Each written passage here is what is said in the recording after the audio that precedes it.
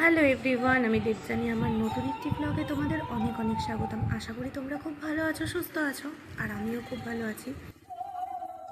যেদিনের ব্লগটা শেয়ার করছিলাম সেদিন ছিল আমাদের পাড়ারই কিছুটা দূরে, মানে পাড়ার মধ্যেই বলতে পারো, অষ্টম প্রহরের কীর্তন।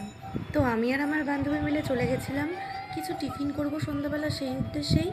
আর কীর্তন হচ্ছিল, ওখানে মেলাও বসেছিল আমি জানতাম না, পরে শুনছিলাম যে মেলা বসেছিল, তো ওর জন্যই মেলা দেখতে গেছিলাম। আর মেলা দেখতে যাওয়াটাও বড় উদ্দেশ্য ছিল না, ঠাকুরের দর্শন হবে। তারপর ঠাকুরের দর্শন করতে করতে মেলাটাও ঘুরে নিলাম, আর তোমাদের সাথে টুকটাক কিছু ক্লিপ শেয়ার করে নিলাম এই ভিডিওতে। মেলা বলতে ওই খুব যে দোকানপাট বসেছিল তা নয়, বাচ্চাদের জন্য কিছু অ্যাক্টিভিটি ছিল, মেয়েদের জন্য কিছু ক্লিপ সারা জিনিসের দোকান ছিল, আর ওই টুকটাক বাসনপত্রের দোকান ছিল, এইসবই ছিল। আর খাওয়ার দোকান বলতে খাওয়ার জিনিসের ওই আইসক্রিম, ফুচকা, জিলিপি, বাদাম, এইসবই টুকটাক বসেছিল। অষ্টম প্রহরের কীর্তন তো, আর এছাড়া সেরকম কোনো দোকান বসেনি, তবুও ভালোই দোকানপাট বসেছিল।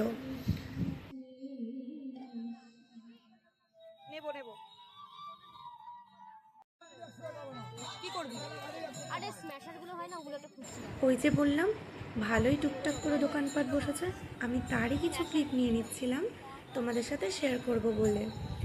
আর ওই যে দূরে দেখা যাচ্ছে ওটা হচ্ছে অষ্টম প্রহরের কীর্তনের প্যান্ডেল।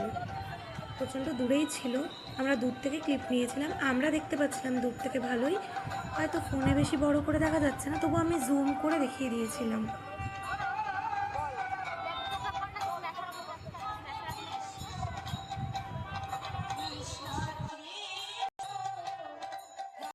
আর এইদিকে জিলিপির কথা তোমাদের আর কি বলবো, এত সুন্দর করে সাজিয়ে রেখেছিল যেন ফটোতে খুব সুন্দর লাগছিল দেখতে আরও। ওর জন্য আমি বেশি বেশি করে ভিডিও তুলে নিচ্ছিলাম ব্লগে দেবো বলে।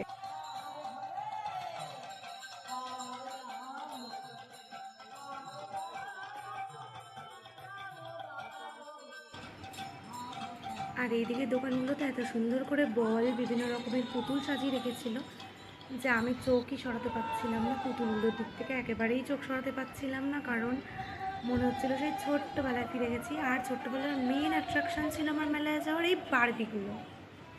আর ওইদিকে দেখো রাধা মাধবকে এত সুন্দর লাগছিল যে আমি ভিডিও করে নিচ্ছিলাম বারবার, আবার জুম করেও তোমাদের দেখিয়ে দেওয়ার জন্য ভিডিও করে নিয়েছিলাম।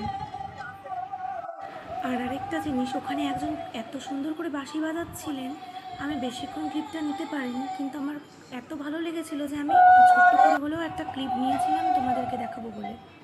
আর তারপরে আমি আর আমার বান্ধবী টুকটুক করে টিফিনগুলো নিয়ে বাড়ি আসার জন্য চলে আসলাম, আর টিফিনগুলো নিয়েও নিলাম।